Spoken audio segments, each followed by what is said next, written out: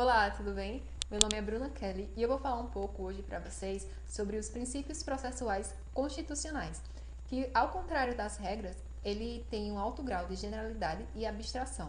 Também previsto como um direito constitucional, isso garante a sua importância no direito processual.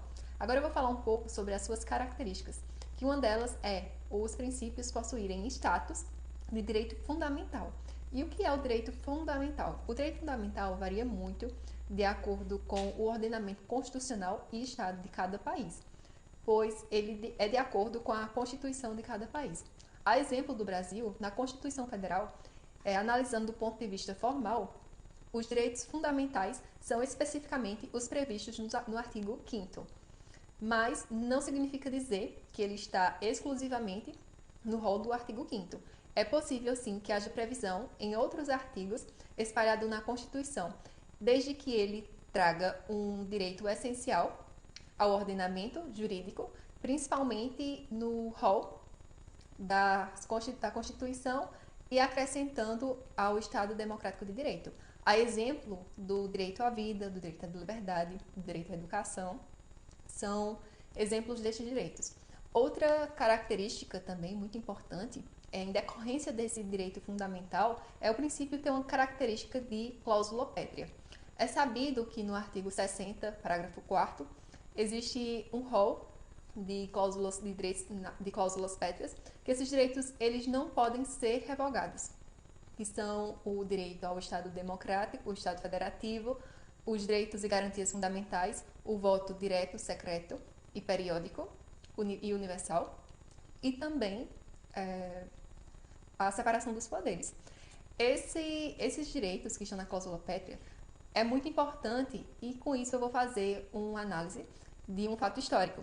Porque, por exemplo, na época do primeiro reinado com Dom Pedro I e na época do segundo reinado também, com Dom Pedro II, existia a separação dos poderes, mas existia um outro poder chamado poder moderador, que Dom Pedro II fazia uso para que as oligarquias da época, ou seja, e na época o que predominava eram os conservadores e também os liberais, ele conseguia controlar quem ficava no poder. Existia o parlamento, mas nessa época a gente dizia que esse parlamento era o parlamento às avessas, pois o parlamento existia, mas era comandado por Dom Pedro II, e por isso que a importância desse direito, porque isso demonstra que a gente pode ter agora um direito universal, um voto universal, que antes que quem vota.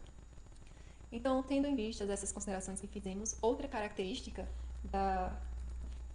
dos princípios, ele possui uma dimensão objetiva e subjetiva. Objetiva porque o Estado ele tem o dever de regular determinadas matérias e, por outro lado, o cidadão tem o direito de exigir esses direitos. Então, o cidadão ele vai possuir o direito subjetivo, enquanto que o Estado ele vai possuir o direito objetivo.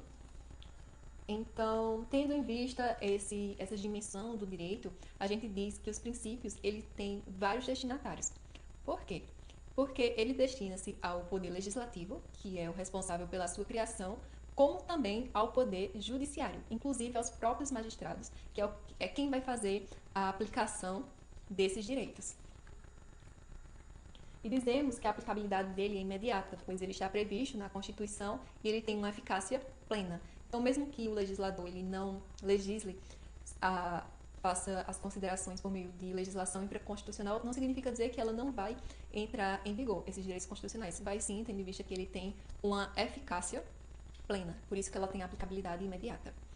Diferentemente das normas regras que quando existe um conflito aparente de normas, a gente resolve pelo meio objetivo, utilizando critérios hierárquicos, ou seja, aplica uma lei superior em relação à outra que está conflitante, o critério cronológico, aplicando-se a lei vigente, mais atual sobre a mais antiga, e o critério também da especialidade, que a lei especial vigora sobre a lei geral. Com os princípios, a gente não faz essa aplicação tão objetiva, pois não existe um princípio mais importante que o outro. Em caso de eventuais conflitos, em um determinado caso concreto, o meio mais adequado de solucionar é por meio de uma ponderação e aplicação de forma proporcional ao caso que está se analisando. Então é isso, espero que vocês tenham gostado e deixo a minha pequena contribuição para os estudos de vocês. Boa noite!